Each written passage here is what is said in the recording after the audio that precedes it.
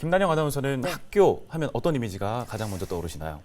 글쎄요. 저는 아이들의 또 밝은 웃음소리, 또 그 아이들이 운동장에서 뛰어노는 이런 모습들이 가장 먼저 떠오르는데 사실 요즘 코로나로 이런 모습 찾기는 쉽지 않죠. 네, 그렇습니다. 학령 인구가 줄면서 특히나 농어촌 지역에서 문을 닫는 학교들도 크게 늘어나고 있다고 하는데요. 네. 흉물처럼 방치되고 있는 폐교들도 적지 않다고 합니다. 김선아 기자가 취재했습니다. 문패도 없이 적막감만 감도는 평창의 한 폐교. 문은 굳게 잠겨 있고 한때 아이들의 웃음소리로 가득 찼을 운동장은 잡초만 무성합니다. 1938년 개교 이래 1,600여 명이 졸업했는데 학생 수가 점점 줄면서 소규모 학교 통폐합 정책으로 지난 1999년 문을 닫았습니다. 교육당국이 지자체와 매각을 협의하고 있지만 20년째 구체적인 대책을 찾지 못하고 있습니다. 활용되지 않은 채 방치되고 있는 폐교는 강원도에서만 40여 곳에 달합니다. 주민들은 흉물로 남아버린 학교가 마을 미관을 해치고 안전사고의 원인이 될까 우려합니다.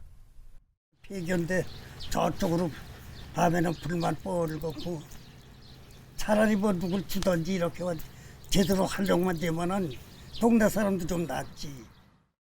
다른 지역도 사정은 비슷합니다. 학령 인구가 급격히 감소하면서 이곳 강원도를 포함한 전국에서 이처럼 문을 닫는 학교가 늘고 있습니다. 한 입시업체가 교육부의 폐교 현황을 분석한 결과 지난 1982년부터 지난해 3월까지 문을 닫은 학교는 3,800여 교에 달했습니다. 특히 최근 1년 동안 50개 학교가 문을 닫았습니다. 직전 3년 평균 폐교 수보다 40% 이상 늘어난 수치입니다. 문제는 출산율 저조와 학령 인구 감소로 문을 닫는 학교가 더욱 늘어날 수밖에 없다는 겁니다. 지난해 초등학교에 입학한 학생 수는 42만 6천여 명입니다.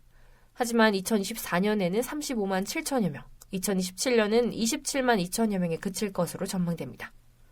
교육계는 증가하는 폐교 활용을 위해 지자체 공익사업이나 주민복지시설 등으로 활용할 수 있도록 매각을 추진하고 있습니다.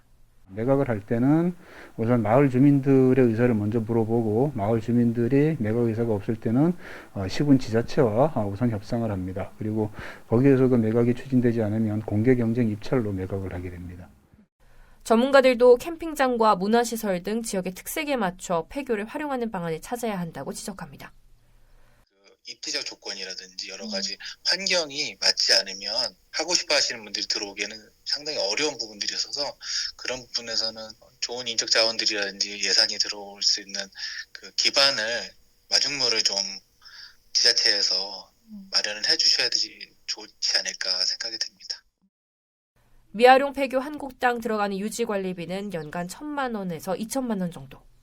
활용 가치가 있는 폐교를 지역의 흉물이 아닌 자산으로 이용하기 위해 교육당국과 지자체의 적극적인 대책 마련이 필요해 보입니다. 헬로티비 뉴스 김선아입니다.